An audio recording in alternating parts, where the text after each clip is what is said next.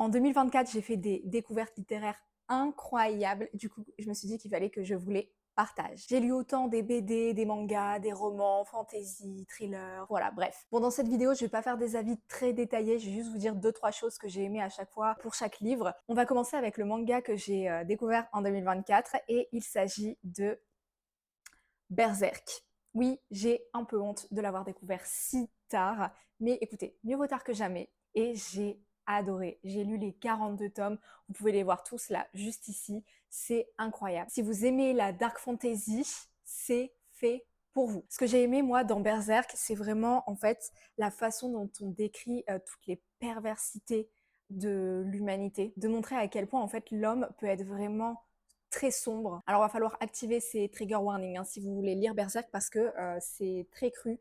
On ne cache quasi rien. C'est-à-dire que s'il y a des scènes de violence, peu importe le type de violence, vous allez la voir. Et je pense que c'est vraiment ça en fait qui m'a plu dans Berserk, c'est qu'il n'y a pas de tabou, il n'y a pas de, en fait on tourne pas autour du pot. C'est quand on aborde un sujet, on l'aborde en long, en large, en travers. Il n'y a pas de filtre. Bon, pour résumer un petit peu Berserk, en fait, je suis très nulle hein, pour faire des résumés de romans, donc veuillez me pardonner si vous ne comprenez rien. Mais on suit le personnage de Guts depuis, en fait, on a beaucoup de flashbacks entre le présent, son enfance, etc. On le suit tout au long de sa vie dans des événements très traumatisants. Un jour, il fait la rencontre de Griffiths, un homme qu'il va beaucoup admirer, mais il se passera quelque chose que je ne peux archi pas spoiler et qui l'amènera à vouloir se venger de ce Griffiths. Bon du coup c'est fini pour la partie manga, en fait Berserk c'est le seul manga que j'ai découvert l'année dernière, sachant qu'il y a 42 tomes, en vrai c'est déjà pas trop mal. Et on passe ensuite au BD, donc j'en ai découvert deux. La première c'est Les Enfants du Solstice. C'est un one-shot. Ce que j'ai aimé du coup dans Les Enfants du Solstice, c'est vraiment le côté poétique de l'histoire et de la relation entre les deux personnages principaux. On suit les aventures de Ambre et Leto, qui sont des amis depuis l'enfance. Dans leur société, en fait, ils sont amenés à devenir, pour les femmes, des prêtresses et pour les hommes, des gardes. En fait, ils vont chacun rentrer dans des ordres différents. Sauf que, et c'est là où j'ai trouvé en fait cette histoire particulièrement originale, c'est qu'elle pose des questions d'identité, de genre. En fait, Leto et Ambre vont échanger leur place. Je vous avoue que quand j'ai acheté cette BD, en fait, je pense qu'elle, en fait, ça fait partie des premières, elle et l'autre que je vais vous présenter. C'est vraiment les deux premières que j'ai lues, en tout cas en étant adulte. En étant enfant, j'en ai sûrement lu, mais je m'en souviens plus. Et ce qui m'a attirée, c'est pas tant le synopsis, c'est pas tant l'histoire en elle-même, mais c'est vraiment, en fait, je voulais découvrir l'univers, les dessins. J'avais envie de lire quelque chose qui ne soit pas que des mots, en fait. Et pour le coup, j'ai pas été déçue. J'ai adoré l'univers visuel et je l'ai trouvé vraiment magnifique. J'ai adoré les illustrations, vraiment, genre juste. Et j'ai vraiment apprécié dans l'histoire, en fait, la volonté qu'avaient les personnages de bousculer l'ordre établi, de bousculer les choses, de faire changer, en fait, la société. Bien que ce soit une œuvre, du coup, de fantaisie également, j'ai trouvé le parallèle avec la réalité vraiment intéressant parce que ce sont tout bonnement des questions que l'on peut se poser en fait dans notre réalité. Bon là on change complètement de registre et on passe dans les romans et je vais commencer avec ce livre qui est en fait une pièce de théâtre, 3 pièces de théâtre. Nous avons Hamlet, Othello et Macbeth de Shakespeare. Il faut savoir que j'adore les pièces de théâtre, les vieilles pièces de théâtre, surtout quand elles sont tragiques. Genre c'est ma came. Et je crois que j'ai rien d'autre à dire de plus en fait sur les pièces de théâtre. Juste, j'aime ça parce que c'est tragique, parce que ça se termine mal, parce que tout est... En fait, tu vois les personnages galérer, galérer, galérer, jamais pouvoir régler leurs problèmes, et j'adore. Ensuite, j'ai lu Noir de Michel Pastoureau, qui est un historien. Et en fait, dans ce livre, il nous parle de tous les symboles qu'on a pu donner à la couleur noire. J'ai trouvé ça vraiment super intéressant. Et pour moi, qui écris des romans, vraiment, ce genre de livre, c'est pépite. Mort sur le Nil de Agatha Christie, c'est un livre qui était pas du tout prévu. En fait, c'est mon copain qui me l'a donné parce que lui, il n'a pas réussi à le lire parce qu'il y avait trop de personnages apparemment. Oui, c'est vrai, il y en a beaucoup, mais en fait, comme j'avais déjà vu le film avant, celui qui est sorti là récemment, enfin récemment, je crois que ça fait 2-3 ans maintenant. Mais bon, bref, le dernier film qui est sorti de Mort sur le Nil, ça ne m'a pas du tout dérangé. C'est la première fois que je lisais un livre d'Agatha Christie, et en vrai j'ai bien aimé, je crois que j'ai envie de lire les autres. Je me rends compte que j'avais beaucoup plus de choses à dire sur la partie BD, mais en même temps, en fait, je suis tellement passionnée par les livres illustrés, je trouve ça tellement magnifique que bon, bref, voilà. Ça veut pas dire que j'ai pas aimé mes autres lectures, vraiment. En fait, tout ce que je vous présente là, j'ai aimé, mais juste les livres illustrés, je peux mourir pour ça. Toujours dans les romans un peu classiques, j'ai lu Le Grand Magasin des Rêves.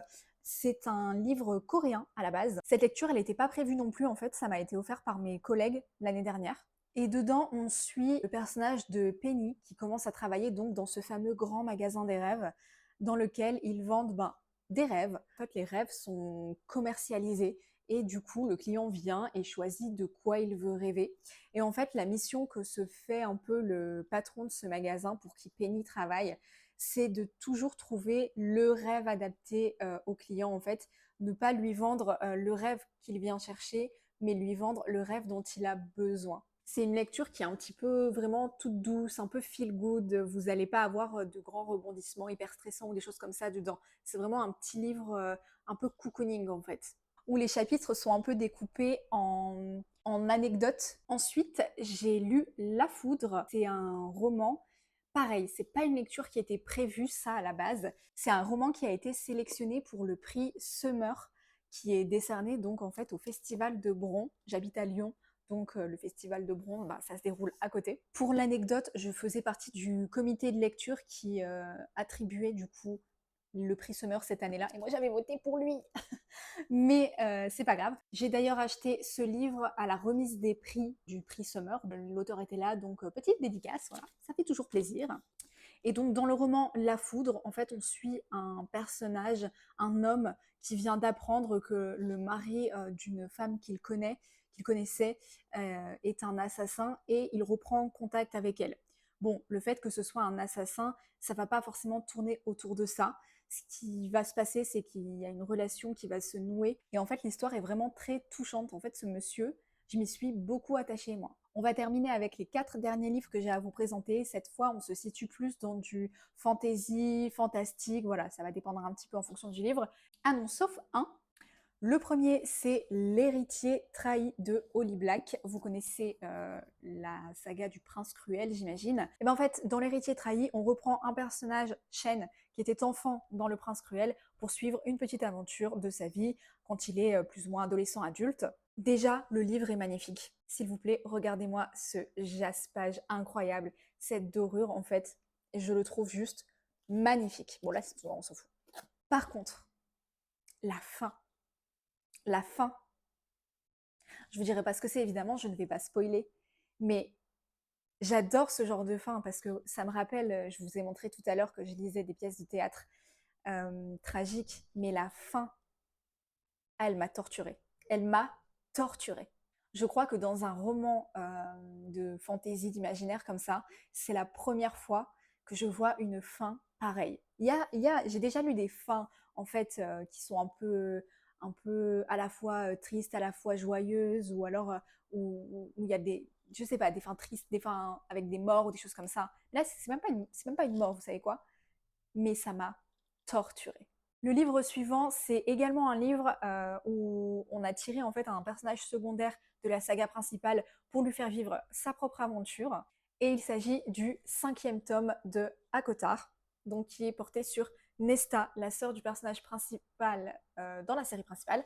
Il faut savoir que je n'ai que ce livre de cette série. J'ai lu les autres, mais je n'ai que ce livre.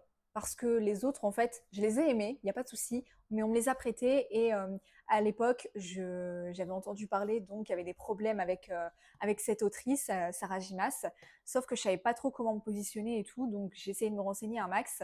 Et je me suis dit, bon, bah, dans le doute, je préfère pas acheter les livres que je vais lire, donc on me les a prêtés. Et dans la série principale, il s'avère que j'ai eu un énorme coup de cœur pour le personnage de Nesta.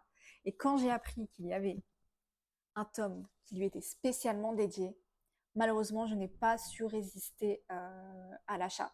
Je n'ai acheté que lui, du coup.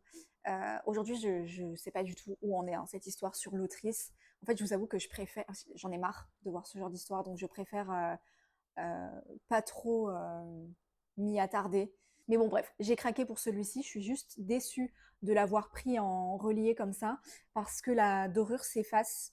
Voilà, j'aurais aimé juste le prendre en brochet. Mais bon, bref. Et donc celui-ci, par rapport à la série principale, il est vraiment moins de 18 ans. Enfin, vraiment, j'abuse peut-être. Non, en vrai, j'abuse pas. Disons que tout est beaucoup plus torride que dans la série principale. On passe à l'avant-dernier livre qui est un one-shot de fantasy du coup, La chasseuse et l'alchimiste. La première chose que j'ai à dire sur ce livre, c'est qu'il est absolument magnifique. La couverture est super belle. Le jaspage aussi est vraiment incroyable. Regardez-moi le dos aussi. Ce livre, c'est peut-être celui que j'ai le moins aimé là des 4 derniers que je vous présente parce que j'ai trouvé que l'aspect fantasy n'était pas si présent que ça. En fait, on est vraiment axé sur la romance et la psychologie du personnage, mais j'ai pas vraiment vu en fait le côté chasseuse et alchimiste. Ou disons que je ne l'ai pas autant vu que ce que j'aurais aimé. Après, pareil au niveau de la romance, c'est pas vraiment le genre de romance que j'aime bien, mais ça n'a pas empêché en fait finalement que j'ai aimé ce livre et que c'est pour ça que je vous présente. En fait, comment vous dire, c'est pas ce que j'aime lire, mais j'ai quand même aimé le lire. Et le dernier livre que je vous présente, c'est Le Chant des voiles de Tiffs. Ça, c'est la version collector. Aujourd'hui, si vous voulez acheter Le Chant des voiles, vous avez une version brochée sur le site de la librairie et vous avez aussi une version poche maintenant. Mais j'ai eu la chance en fait de la rencontrer sur un salon où j'étais moi-même exposante autrice, où j'exposais mes livres, qui sont juste ici d'ailleurs, attendez que j'ai... Voilà, ici. Et en fait, c'était à Rennes, à l'Ouest Hurlant 2024. Et comme j'exposais, ben, je me disais que j'allais attendre la fin de journée pour aller chercher mon exemplaire. Sauf que quand j'y suis allée à la fin, je me dis que malheureusement, il n'y en a pas. Je vous avoue que sur le moment, j'étais hyper dépitée parce que j'avais loupé en fait la campagne Ulule. J'avais tellement hésité que finalement, je me suis décidée trop tard. Et quand j'ai appris qu'il y en aurait sur des salons et que je participais à un salon où elle exposait aussi, je me suis dit, mais génial en fait, je l'achèterai là-bas. Sauf qu'il y a eu tellement de monde qu'au moment où je suis arrivée, elle avait plus d'exemplaires. Et du coup, comment j'ai eu celui-ci? Bah, c'est quand même elle qui me l'a donné. Parce qu'il s'avère que une personne n'est pas venue chercher l'exemplaire qu'elle avait réservé. Donc finalement, bah, quand j'ai revu Tiffs, elle m'a dit, bah écoute, t'as de la chance, il en reste un. Il en reste juste un. Voilà la petite dédicace qu'elle m'a écrite. Du coup, je vous la lis. Pour sa loi, que le chant des voiles guide ta route vers la liberté, cet exemplaire t'était clairement destiné. Bonne lecture. Voilà, oui, il m'était clairement destiné. Et vraiment, j'adore cette anecdote. J'adore cette anecdote. Mais maintenant, on va peut-être parler de l'histoire et pas juste de comment je me suis procuré ce livre.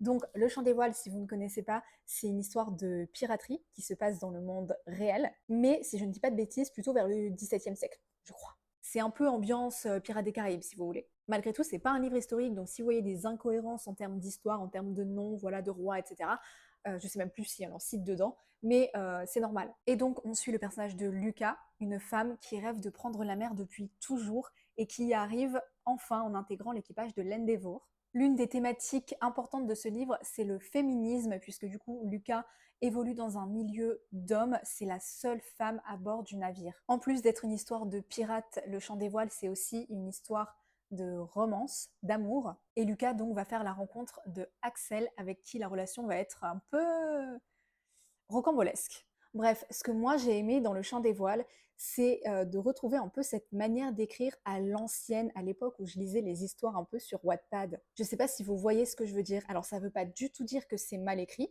parce que de toute façon je trouve que les personnes qui écrivent sur Wattpad écrivaient déjà très bien, mais c'est un peu le même genre d'ambiance. Je trouve que dans la construction, dans la manière dont on suit le personnage, ou même quand on navigue entre le point de vue de Lucas et le point de vue d'Axel, je ne sais pas. En fait, ça me fait penser à cette ambiance un peu Wattpad. De toute façon, Tiffs l'avait dit, Le Chant des voiles à l'époque, elle l'avait écrit. C'était pas Wattpad, si c'était Wattpad, enfin bref, je ne sais plus, mais en tout cas sur un blog d'écriture. Donc ça ne m'étonne même pas d'avoir ressenti ce sentiment en lisant Le Chant des voiles. Bon, c'est déjà la fin de cette vidéo. Elle n'aura pas forcément duré très longtemps, mais au moins je vous aurais présenté voilà, tous les livres que j'ai lus en 2024. Au total, bon évidemment avec tous les mangas, tous les tomes de Berserk, ça monte très vite. Du coup au total, j'ai lu 59 livres, dont 42 tomes de Berserk, ce qui fait pas beaucoup de romans à proprement parler finalement. Mais cette année, normalement, je vais en lire un peu plus et j'ai déjà hâte de vous faire une petite vidéo de présentation de mes lectures 2025.